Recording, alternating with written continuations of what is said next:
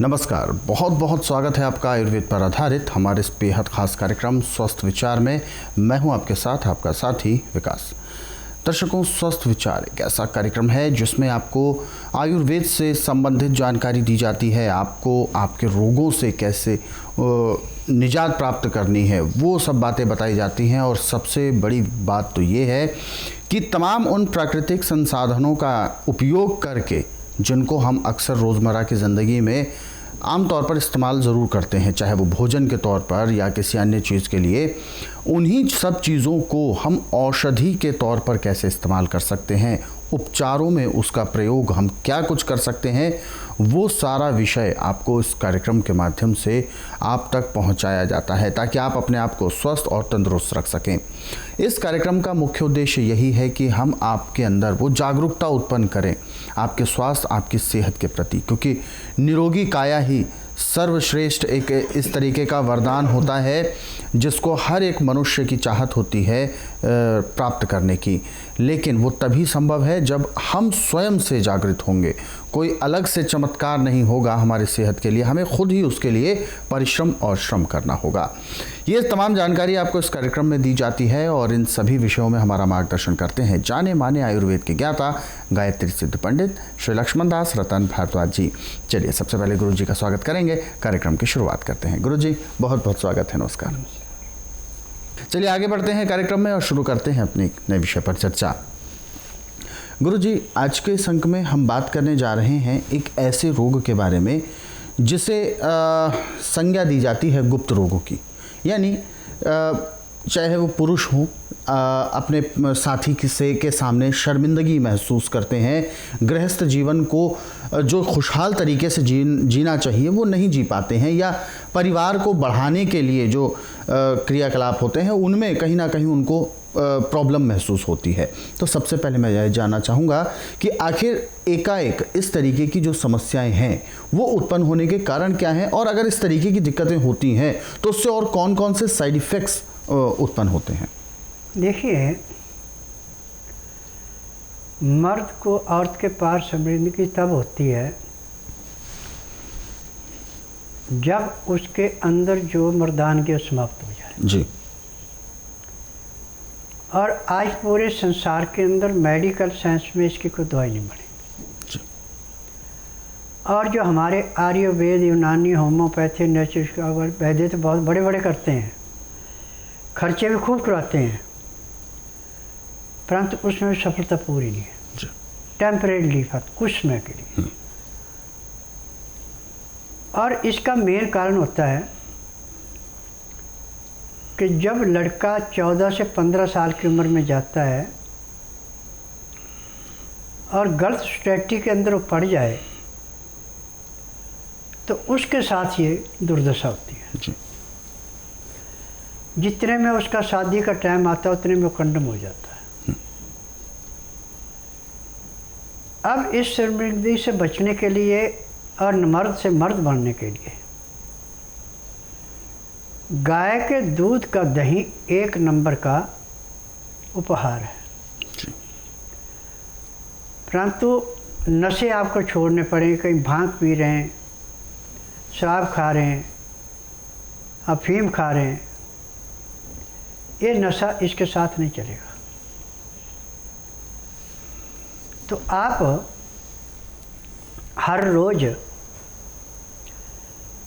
रात को मिट्टी के बर्तन में आधा किलो दूध का दही जमा दें। आधा किलो दही जो दूध जमाएंगे आप, उसमें आपने करीब 4 बूंद, ये समझो कि चने के, काले चने के दाने के बराबर उसमें दही लगाना है।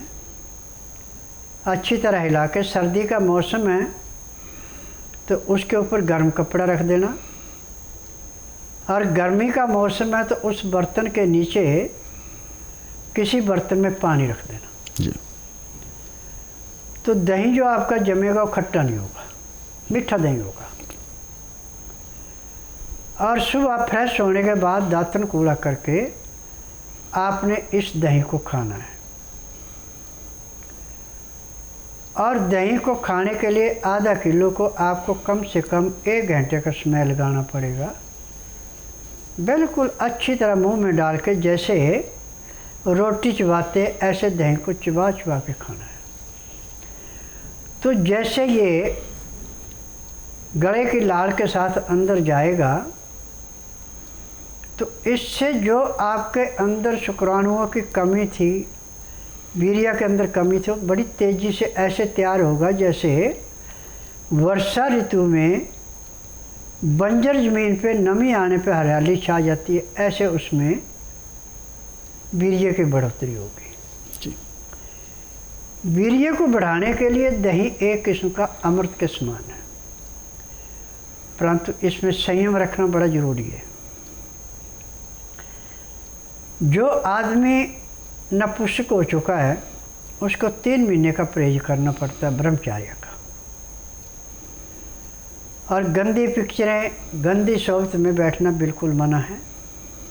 धार्मिक किताबें पढ़ें, योग करें तो आपको दिन दुगने रातें चौगुनी लाभ होगा।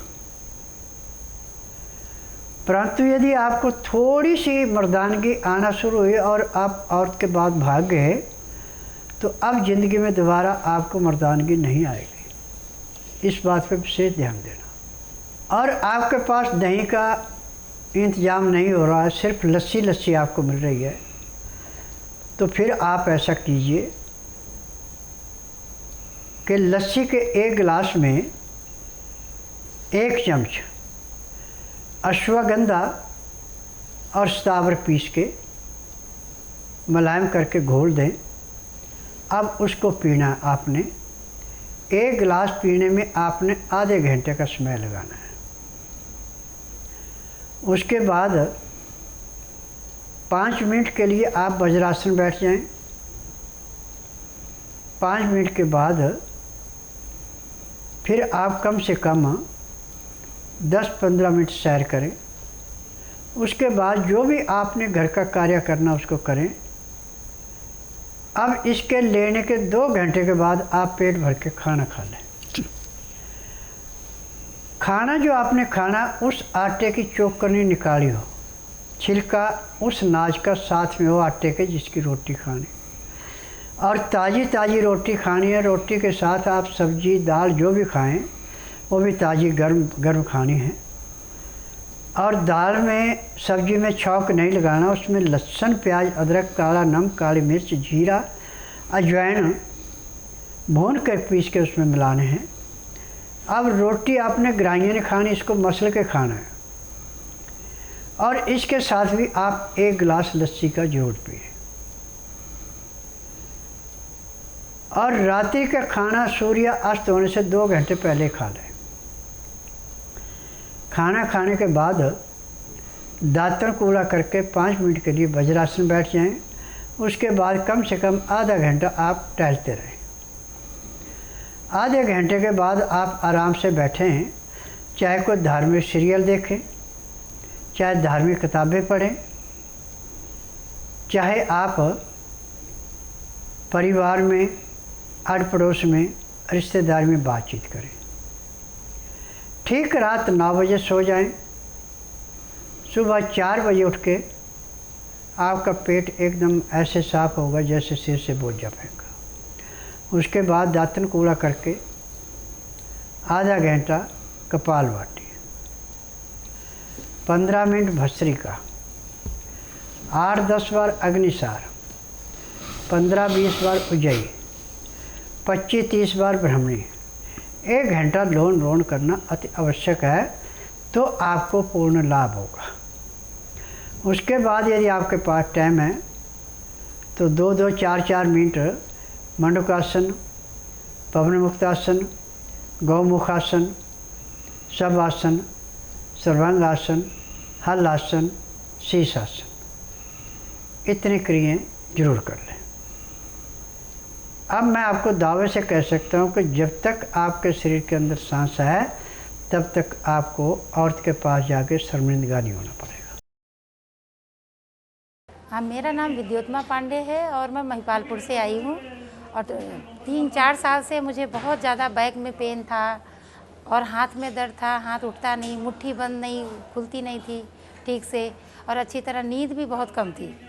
और उसके लिए मैंने एम्स में दिखाया, होम्योपैथी दिखाया, मैग्नेट थेरेपी कराई, लेकिन उससे भी कोई ख़ास आराम, थोड़ा बहुत 19-20 का अंतर पड़ा, लेकिन मतलब ठीक नहीं हो पाया।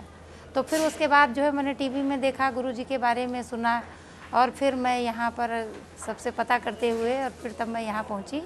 और केवल मुझे तीसरा दिन है यहाँ दवा खाते हुए, लेकिन आज ही मुझे मतलब 50% का आराम मुझे मिल गया, क्योंकि गुरुजी ने एक्यूप्रेशर किया, उससे मुझे बहुत आराम मिला। अच्छी नींद भी आई है, और चलने फिरने में, हाथ को खोलने में, बंद करने में, सब में मुझे बहुत आराम लग रहा है। मैं बठिंडे से आई हूँ, बबीता। ये मेरे पापा हैं। इनको बुखार बहुत ज़्यादा होता था, अब 3 महीने से घर में हैं। इनका बुखार जाता ही नहीं था, तो इनको हॉस्पिटल में एडमिट वगैरह करवाया। वहाँ से इनको छुट्टी तो मिल गई, पर इनका बुखार नहीं गया। इनके शरीर में सूजन था बहुत ज़्यादा। गुरुजी का प्रोग्राम देखते थे, कई साल हो गए थे, 5-6 साल हो गए थे। तो हमने सोचा कि वहीं पर लेकर जाते हैं, और पापा को गाड़ी में पाकर लेकर आए थे। इतनी इनकी हालत ख़राब थी, और यहाँ पर आते ही इनको 10% फ़र्क पड़ गया था दवाई लेने से। अब कमज़ोरी भी बिल्कुल भी नहीं है, खाना पीना पच जाता है, अच्छी तरह घूम फिर रहते हैं, नहा नू लेते हैं अपने आप। बस मैं यही लोगों को कहना चाहती हूँ भी अंग्रेज़ी दवाइयाँ छोड़कर यहीं आयुर्वेदिक की मेडिसिन लें, तो जल्दी फ़र्क पड़ेगा सभी को। फिलहाल दर्शक जुड़ गए हैं हमारे साथ लाइन पर, आइए उनसे बात करते हैं। हेलो। हेलो, नमस्कार जी। नमस्कार सर। जी, क्या शुभ नाम है आपका? करण कुमार। करण जी, कहाँ से बात कर रहे हैं आप? सर, बिहार से। जी, गुरुजी आपको सुन रहे हैं, पूछिए क्या है आपका सवाल? जी गुरुजी, मुझे पूछना था कि मैं आर्मी की तैयारी करता हूँ, रोज मतलब 4-5 किलोमीटर रोज दौड़ता हूँ। क्या क्या खाना चाहिए जिससे कि और अच्छा स्पीड मेरा दौड़ बने, इसी विषय में गुरुजी से पूछना था। देखो बेटा, काला चना जो है रात को पानी में भिगो के रखें, बल्कि सुबह भिगो दें, शाम को उसमें से निकाल के किसी कपड़े में बांध के गांठ लगा के रख दें, उसमें अंकुरित आ जाए। अंकुरित चने कम से कम 50 ग्राम रोज़ खाना शुरू करें, और इसके साथ गाय के दूध का दही लेना, खट्टा नहीं होना चाहिए। परंतु सुबह आप अपना योग करने के बाद, दौड़ लगाने के बाद कम से कम आधे घंटे का गैप दे के स्नान करके उसके बाद इसका नाश्ता करें। यदि आप इस क्रिया को करते हैं तो आपको दिन दोगुने रातें चौगुने शरीर के अंदर परिवर्तन आएगा। वजन कम है तो भी पूरा होगा, शरीर में किसी चीज़ की कमी है तो पूरी हो जाएगी। काला चना, अंकुरित और गाय के दूध का दही, ये शरीर को ऐसे रक्षा करता है जैसे माँ के गर्भ में बच्चे की रक्षा होती है। पैर के तलुओं से सिर के बाल तक के हर एक रोग को समाप्त करता है, और तेज़ी से खून बनता है। जिसका खून पूरा है, हीमोग्लोबिन पूरा, उसको रोग ही कोई नहीं है। बिल्कुल, तो ये सारी समस्या आपकी बिल्कुल दूर होंगी, लेकिन जैसे जैसा गुरुजी ने आपको उपचार बताया है या जो तरीके बताए हैं उसको आप करें, यकीनन आपको लाभ मिलेगा, और इससे आपकी जो एक ताकत है उसमें भी इजाफा ज़रूर होगा। तो उसके लिए आपने कॉपी और पेन लेकर यदि बैठेंगे तो आप ये तमाम नुस्खे लिख भी सकते हैं। ऐसे बहुत सारे नुस्खे हैं जो हमारे अलग अलग कार्यक्रमों में आपको बताए जाते हैं, तो आप यूट्यूब के ज़रिए भी उन कार्यक्रमों को ढूंढ सकते हैं। यानी यूट्यूब चैनल है स्वस्थ विचार सेहत की बात, इस यूट्यूब चैनल के ज़रिए आप तमाम उन कार्यक्रमों को आप देख भी सकते हैं, और उनमें से जो नुस्खे बताए गए हैं उनको आप नोट कर सकते हैं। और इसी के साथ एक और दर्शक हमारे साथ जुड़ गए हैं, आइए उनसे भी बात करते हैं और जानते हैं क्या है उनकी समस्या। हेलो। हाँ गुरुजी। जी नमस्कार, क्या नाम है आपका? हाँ जी नमस्ते। हाँ, मेरा नाम तो सविता सिंगल है। मेरा 5 बच्चे, उसमें से 3 नंबर लड़का है जिसको HIV लास्ट स्टेज है और TB लास्ट स्टेज पे है। TB है उसको? हाँ, बहुत ज़्यादा हाई हो गई है TB। कितने उम्र कितनी बताई है आपने बच्चे की? 17 साल का है। 17 साल का बच्चा है और गुरुजी TB की शिकायत उसको ज़्यादा है। देखो बेटा, TB का इलाज तो पूरे संसार में मेडिकल साइंस में नहीं है। मेरे लिए TB ऐसे है जैसे खेत में से गाजर मूली निकालना। टीबी में फेफड़ों में और सांस की नाली में बलगम सूख जाता है। इसका इलाज पूरे संसार में मेडिकल साइंस के पास नहीं है, ना आयुर्वेद में, ना यूनानी में, ना होम्योपैथी, क्योंकि इन्होंने थ्योरियाँ पढ़ी, इनका प्रैक्टिकल नहीं है। मेरा प्रैक्टिकल है। मुझे 10,000 जड़ी बूटियों की पहचान है जिनसे मैं इलाज करता हूँ। यदि आप इस बच्चे को बुधवार छोड़कर गुरुवार से लेकर मंगलवार के बीच में मेरे आश्रम में लाएं, तो जिस दिन लाना उस दिन रात्रि 10 बजे तक खिला पिला के दातन कूड़ा खुरा के बड़ी इलायची मुंह में रख के चूसता रहें। सुबह 9 से 10 के अंदर इसका नामकरण करवाना। 10 से 12 मैं नाड़ी परीक्षण करूँगा। नाड़ी परीक्षण में पैर के तलुए से सिर के बाल तक की MRI, CT scan, x-ray, ultrasound, ECG, sonography सब कुछ 5 सेकंड में हो जाए। फिर उसके बाद दवाइयाँ खाने की हैं, पीने की हैं, मालिश करने के तेल हैं, आँख में, नाक में, कान में डालने की दवाइयाँ हैं। जैसे इसके नाक में दवाई डाली जाएगी तो उसी दिन इसके सांस में कम से कम 15 से 20% का आराम मिल जाएगा। और जो गोली चूसने के लिए दी जाएगी उसको मुंह में रखते खांसी नहीं होगी। अब जितना भी फेफड़ों में, सांस की नाली में, सिर में बलगम जमा हुआ है वो सारे का सारा लैट्रिन के द्वारा निकलेगा, नाक से, मुंह से नहीं आएगा। परंतु इसमें जो परहेज हैं वो बड़े सख्त हैं। ठंडा पानी नहीं पीना, खाना खाते समय 2 गिलास गर्म पानी पीना, पानी के अंदर लहसुन, प्याज, अदरक का रस डालना, तब जाके रोग कटता है। टीबी का रोग काटने के लिए लहसुन, प्याज, अदरक एक किस्म का अमृत है, परंतु उसका तरीका लेने का कि कभी भी लेना है तो गर्म पानी के साथ या गर्म दूध के साथ लेना है, या निकाल करके इसको हल्का गर्म करके साथ मिला के लेना है।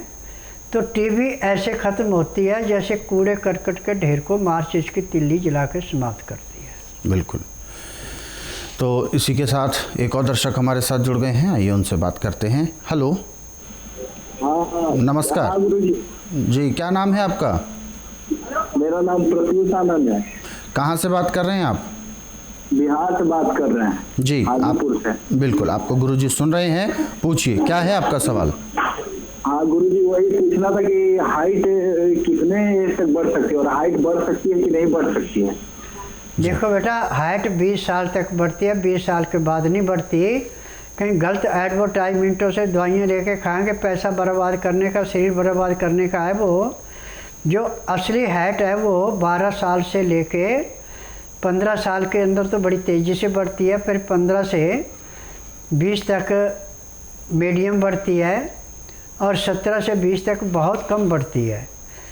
तो उम्र के लिहाज से दवाइयाँ देनी पड़ती हैं। दवाइयाँ जो हैं, जैसे वर्षा ऋतु में घास बढ़ती है ऐसे लंबाई बढ़ती है इनसे, परंतु उम्र का जायजा है, क्योंकि ये 12 साल से 15 साल के अंदर देंगे तो बहुत ज़्यादा लाभ करेगा, 15 के बाद देंगे तो कम करेगी, और 17 के बाद देंगे तो बहुत ही कम करेगी।